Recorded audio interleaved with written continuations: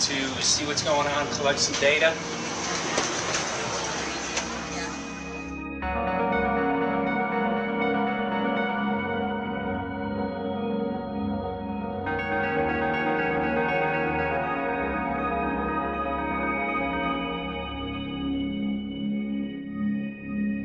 Thank you for having fun with us. Hope you enjoyed the trip. Have a great vacation and welcome home if you're lucky enough to live here. Thank you.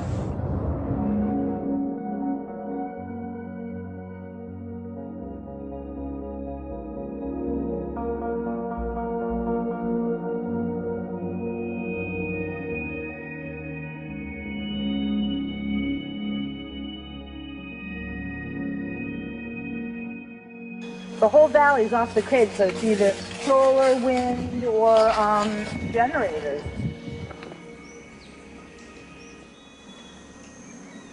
Look at this, man. Yeah, the mind can't even conceive of a dream of this. Right. Yeah, right. Even coming here, and one would never think, you know, in paradise that it's getting destroyed. And they're doing it island style. They do it off the island, right? They do it off the island, so they don't, you know, you don't see the chemtrail airplane. The theory is that they're spraying The ocean, offshore, and it's coming in on the... And it's coming in. Now these are coming from the west. They're also spraying on both sides today. A lot of this stuff is actually chemtrails coming this direction. There's material that's blocking. We should be able to see to the horizon, you know, where the Earth curves, because we're high enough and we have the ocean, right? So we should be able to see. We should be able to see the Big Island. It's only 30 miles away. And you can see it's not a blue sky behind it. That's the key. It's all, you know, has that kind of weird looking blue, like silver blue, I call it. And this is a nice day. You know, there's no more blue sky. The night, we're gonna look at the stars at night, and it's like, you'll see, you can count them. There's so few stars at night now. There should be hundreds of thousands of stars, and I can count the stars.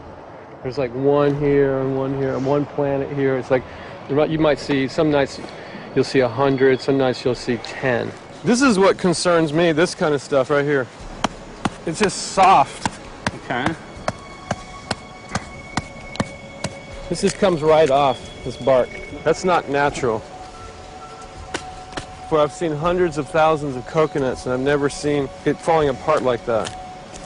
Look at this, you guys. I've never seen anything like this. I used to trim trees all the time in the Big Island. I've never seen anything like that. That's why I'm concerned. Not an easy task that you have here on the island. I could see the skepticism because it is so far beyond anybody's reality. It's amazing. It's just amazing to try to look through somebody else's eyes. Like my eyes, I can see this, so it's like night and day. And other people, it's just the illusion is just so deep. What do you think would happen if everybody awakened to what was going on and what the plans were of geoengineers? I think they'd have a revolution in Hawaii. If people really understood what was going on. What's your concern for, I know that you love the land here. What's your concern about the chemtrails? Well, that we won't be able to live here and grow our own food. And that our health is going to be compromised. You think it already has been? Yes. And the thing is that they're doing it every day here, every day. So it's hammering, micro doses every day. And then, of course, it's getting in the environment, and of course, it's weakening the plants. And it takes a couple years for this to actually weaken the plant. So we're asking for GMO taro. We're asking for GMO papaya because we can't grow our natural seeds. We can't be sustainable. We can't truly, you know, be here as God created us to be. So my friend convinced me to do a hair analysis on my daughter. So we went ahead and cut close to her scalp and got some really recently grown hair and sent it in. I was just sure that my daughter's hair was going to be so clean with the lifestyle that we live. And lo and behold, it came back and her levels were really high in aluminum. This is the chart here. This is the reference range, and this is where my daughter is, 23.1. Aluminum The skies are covered with a white mist, and I look up at night anymore and I don't see the deep, dense stars that I used to, and I can't help but think this obviously has something to do with my daughter's health. I don't know where else these heavy metals are coming from. Yeah, I mean, look how old she is. Yeah. She's been isolated here. Here, and she's... Here. Anybody looking at the situation would be like, this is paradise. This child should be like superhuman. Organic farm. And here you are getting all this heavy metal stuff. And She has highest level aluminum on the chart. Never had a vaccine either. Folks, these people are playing God. They are playing God. They're manipulating the weather, and they're spraying stuff into the sky. They are trying to geoengineer everything, including your plants and trees and your ocean. Well, tonight, we're just hoping that instead of not looking at it, you'll start looking into it, because I really believe from the bottom of my heart that we are in a real crisis. I really do. They are proposing dumping 10 to 20 million tons of aluminum into the upper atmosphere. What does aluminum do? It changes the pH of soils, which is toxic to plant life. Also, it's very toxic to human health. Are they doing it? Well, let me tell you about my experience and what we found.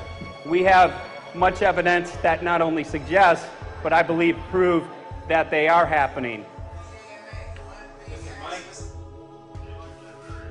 Jeff, what's going on? And as I promised, we're joined right now by a very special guest, Michael J. Murphy, currently on location in Hawaii. He's working on a documentary film called What in the World Are They Spraying? Michael, welcome to the program. Great to speak with you today.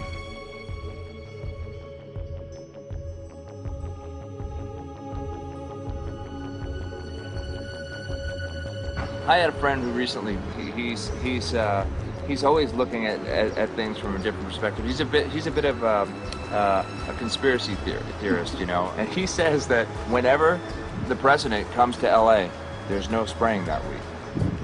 Could you have a better place for an interview? I mean, look. Well, this is being done over our farms and over our things. So basically, they want to eliminate our ability to eat organic food, have clean water. So in some ways, it sounds to me like, and you know, again, it's just a projection, but it sounds to me like this is control. How do we control the masses? Yeah. How can aluminum be good for you in any? And what was the second chemical you mentioned? It's barium. Barium and aluminum. Obviously, those are toxic to everything. To human health. To human health, to farms, to animals, to everything. 61,000 parts per billion. And there should be a government alert at 1,000? At 1,000, people are drinking this. People that climb the mountain, they're drinking that snow. It's poison. Oh my God, that's so disgusting. So that's 60,000 times above regulation. Exactly. 60,000 times above regulation. And I've talked to friends, and they're like, well, that's just ice. That's just condensation. And I'm like, you can talk to a second grader. Ice doesn't float in the sky and spread out that way, you know? You're not an expert, but you're a concerned citizen who said, wait a second. Who's actually doing the research. Yeah, you're doing the research, and that's what we need to do as Americans and say, you know what, I want to know what's going on. I want to know what the FDA is doing to my food. I want to know what the government's doing with my air, my water, and the soil. And, you know, it's just great what you're doing. And I just, my kudos to you for bringing light to this subject.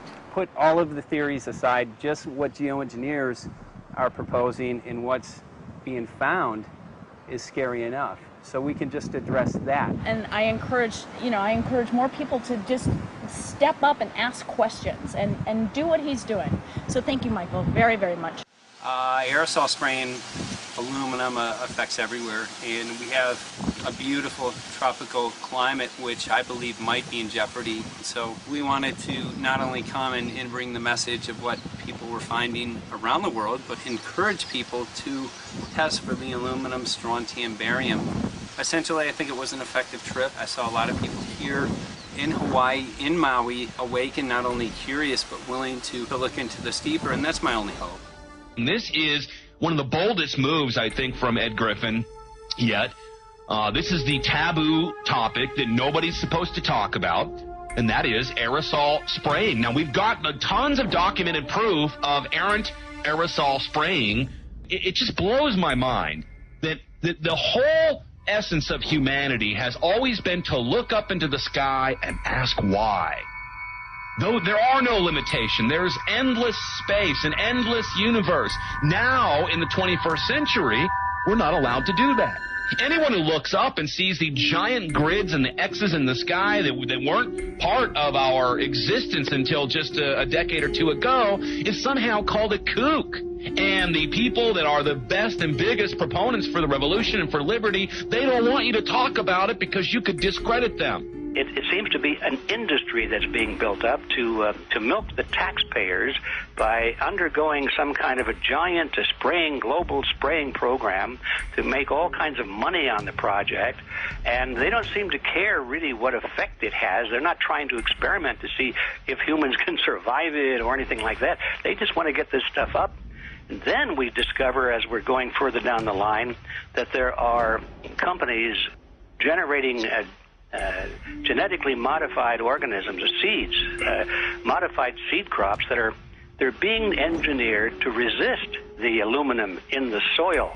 And a lot of crops won't grow in that. And so now, after they've messed up the soil, all the farmers were going to have to go back and buy seeds that have been genetically engineered to resist the aluminum that have been put into the soil. And all of a sudden, mankind is completely dependent upon these companies like Monsanto and other giant agricultural firms. You can't even grow natural seeds anymore. And we're looking at that. It's a shocking thing. I hope we don't find that that's true.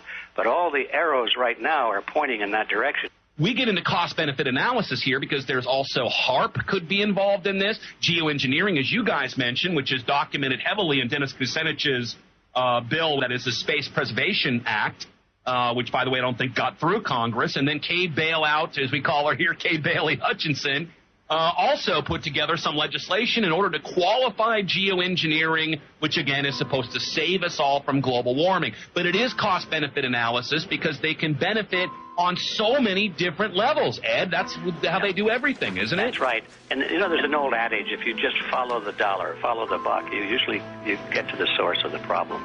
And it looks to me like there's a tremendously profitable industry being built up right now around this concept of geoengineering or weather modification or reducing global warming and all of these other things that can be sold fairly easily to an unsuspecting public. They all say, oh, well, that's good. We don't want global warming, you know. And so they put up with this, and they don't question, they don't criticize. But behind the scenes, you see a whole industry being built up, which is, as I say, tremendously profitable. And the money for all of that is coming from the taxpayers. And it's a scam is basically what it is. We're just focusing on the one area that is real easy to prove. There's no speculation in the area that we're going into. They definitely are doing this geoengineering. They definitely are talking about it. They're working up formulas for it. They're putting together strategies for it. They've got funding for it. Everything is in place. We don't even have to go into those other areas to make the case. Okay, let them believe that, but at least they must understand that there's no question that they're talking about it and planning to do it. And so shouldn't they be equally alarmed about what they're going to do if it can be shown that barium and aluminum and some of these other toxic metals are very destructive to the planet and destructive to human health? Isn't that enough? You know, how many issues do we need to crank into this? And so, you know, if you're going to kill the planet and kill the population, do we need any other reason to be alarmed? What in the world are they spraying? Thank God people are asking this question. That's all we want. We just want to be able to ask these questions. Our good friend G. Edward Griffin, all these years, Mike Murphy and Paul Wittenberg are doing this great effort with your help. This is a community effort to get people real information. What in the world are they spraying? Any final quick comments before we're out of time? And my only final thought is that we asked the question, what in the world are they spraying? And we now know what it is. And folks, you're not going to like it.